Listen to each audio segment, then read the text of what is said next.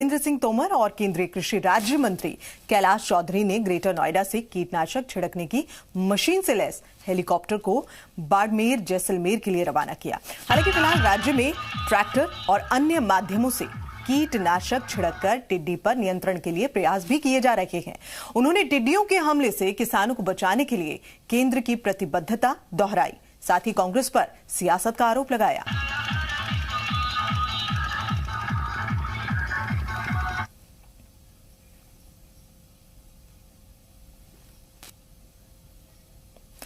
और इसके अलावा जोधपुर पुलिस के रातानाड़ा थाना इलाके में बदमाशों ने बेखौफ होकर एक घर में घुसकर तोड़फोड़ की, मारपीट की और अब उसकी सीसीटीवी फुटेज सामने आई है।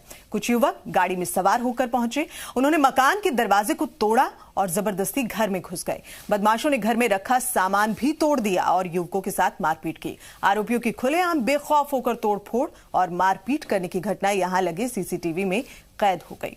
अब ऐसे में पीड़ित ने सीसीटीवी फुटेज के आधार पर आरोपियों के खिलाफ थाने में शिकायत दी है। फिलहाल रातानाड़ा थाना पुलिस मामले की जांच में जुट गई है।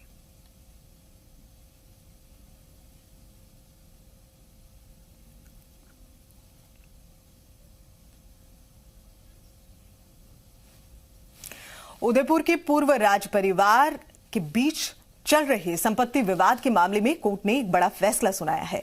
दरअसल कोर्ट ने परिवार की प्रॉपर्टी को हिंदू अनडिवाइडेड फैमिली एक्ट के तहत माना है और इसकी पूरी संपत्ति को 4 हिस्सों में बांटने का आदेश भी दिया है। वहीं शंभू निवास में महेंद्र सिंह, अरविंद सिंह और उनकी बहन को 4-4 साल तक रहने का आदेश दिया है। पूरे फैसले महेंद्र सिंह मेवाड़ के अधिवक्ता से बात की हमारे संवाददाता अविनाश जगनावत। उदयपुर की रॉयल फैमिली के बीच में संपत्ति बंटवारे को लेकर चल रहे विवाद पर आज उदयपुर में एडीजे 2 कोर्ट ने एक बड़ा फैसला सुनाया है और महेंद्र सिंह मेवाड़ के जो अधिवक्ता है नरेंद्र सिंह कच्छा, वो हमारे साथ में, उनसे जानेंगे। सर, किस तरह से आज फैसला सुनाया गया और किस नज़र से आप उसको देखते हैं? देखिए सर, ये महेंद्र सिंह मेवाड़ जो हैं, उन्होंने 1983 में एक बंटवारे का दावा माननीय डिस्ट्रिक्ट जज जो है हमारे यहाँ, उनके यहाँ फाइल किया था। मीनवाइल वो ट्रांसफ़र होते हुए आज एडीजे नंबर 2 में उसका अंतिम निर्णय पारित हुआ है। बेसिकली ये दावा जो है बंटवारे का दावा है और बंटवारे के दावे में कोर्ट ने उसको डिक्री करते हुए 1/4 हिस्सा सबका तय कर दिया है।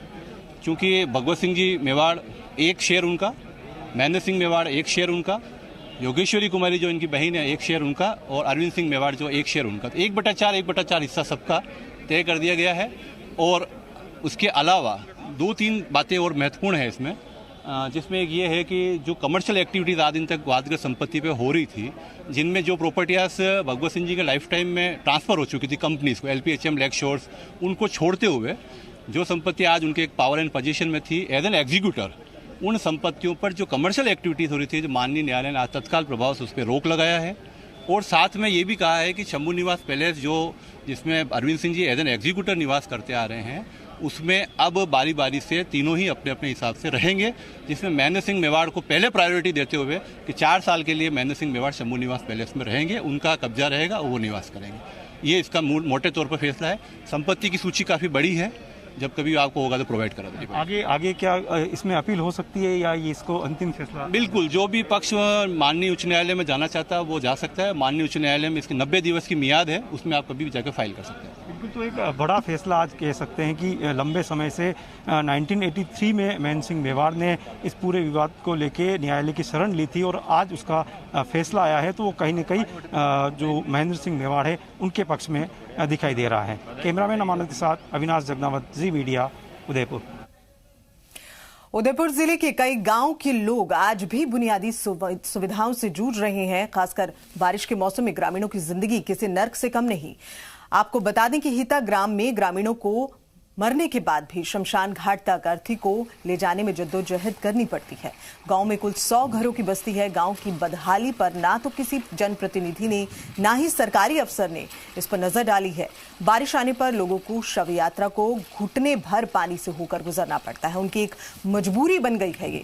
बारिश के दिनों में इन ग्रामीण इलाकों में जो तस्वीरें हैं वो अब आम हो गई हैं। आज हम एक हमारे रिश्तेदार के दाग में सम्मिलित हुए और बड़े अजीब सा लगा कि इस नदी को पार करने के पश्चात शमशान आता है। परिस्थितियाँ कुछ ऐसी हैं कि यहाँ पे मूलभूत समस्या आवश्यकता जो होनी चाहिए वो नहीं है। और यहाँ जो नदी है, ये नदी सोम नदी कहलाती है, ये 12 महीने चलती है और विकट समस्या पैदा करके यहाँ कभी भी डेथ होती है या किसी भी आदमी को आना जाना पड़ता है, इस रास्ते में भयानक परिस्थिति का सामना करना पड़ता है। और प्रदेश का सबसे बड़ा सरकारी हॉस्पिटल एसएमएस मरीजों की मौत के बाद उनकी डेड बॉडी को लेकर कितना संजीदा है, इसकी बानगी दिखाई दी। दरअसल इस अस्पताल के मुर्दा घर में पहुंचाई गई एक 23 साल के मृतक की बॉडी ही बदल दी गई। इसके बाद एसएमएस मोर्चरी के बाहर मृतक के घर वालों ने जोरदार हंगामा किया। दरअसल पूरा स्टाफ, इस पर आरोप है कि उन्होंने जबरदस्त लापरवाही दिखाई, डेड बॉडी को रेनवाल की जगह चाकसू भेज दिया और इधर रेनवाल में मृतक के परिवार के लोग डेड बॉडी का इंतजार करते रहे। उन्हें एसएमएस मोर्चरी की इस बड़ी लापरवाही का पता चला तो उन्होंने हंगामा किया और इसके बाद मामले को जल्द से जल्द रफा दफा करने के लिए आनन फानन में चाकसू से डेड बॉडी को वापस मुर्दाघर मंगाया गया। पूछा कि भाई हमारी डेड बॉडी का है, तो बोल रहे कि आपका पोस्टमार्टम हो रहा है आपकी बॉडी का। हम पर 15 मिनट में जा रहे हैं और बोल रहे कि क्या हुआ सर क्या हुआ। आधे घंटे के लिए बोला था, 2 घंटे 2.5 घंटे लगा दिए। फिर बाद में बोलते कि आपकी तो 2 नंबर पे हो गई थी आपकी पोस्टमार्टम, आपकी तो 1 घंटे से बॉडी पड़ी है। फिर हमने बोला कि लाओ दो, तो हमारे को दूसरी गलत बॉडी दी। हमने चेक की तो वो दूसरी किसी और की थी। फिर हमारे को पहचान के लिए दोबारा ऑफिस में बुलाया, फिर हमने दोबारा पहचान की, फिर भी हमारी वो थी नहीं, हम तो कहाँ से करते। फिर बाद में उन्होंने जो आप भेजी थी बॉडी चाकसू से आगे किसी और की, हमारी बेइज्जती गलती से, वो हमारी वापस मंगाई है इन्होंने। और वहीं दूसरी ओर लोगों को किस्तों में सस्ते और अच्छे मकान देने की सरकार की मंशा को पूरा करने के दौरान राजस्थान हाउसिंग बोर्ड के दफ्तर के बाहर कोरोना के बचाव की सरकारी गाइडलाइंस का खुलेआम उल्लंघन दिखाई दिया। जोधपुर के कुड़ी हाउसिंग बोर्ड आवासन मंडल कार्यालय के बाहर सैकड़ों लोग आवेदन लेकर लाइनों में खड़े दिखे और लोग सोशल डिस्टेंसिंग का पालन वहां बिल्कुल नहीं कर रहे थे। तस्वीरें आप देख सकते हैं। अधिकारी कर्मचारी लोगों की सुविधा के लिए कोई भी व्यवस्था करते नहीं दिखाई दिए। यहां तक कि खुद कर्मचारी ही बगैर मास्क लगाए काम करते हुए नजर आए।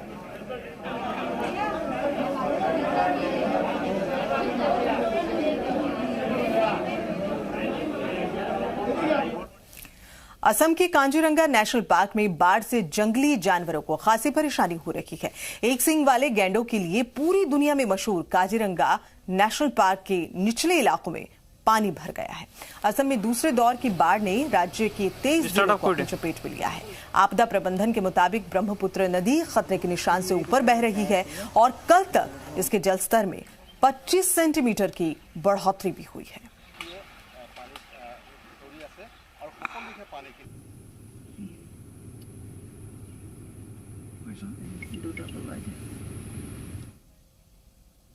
और इसी के साथ बुलेटिन में फिलहाल इतना ही। मुझे दीजिए इजाजत। नमस्कार।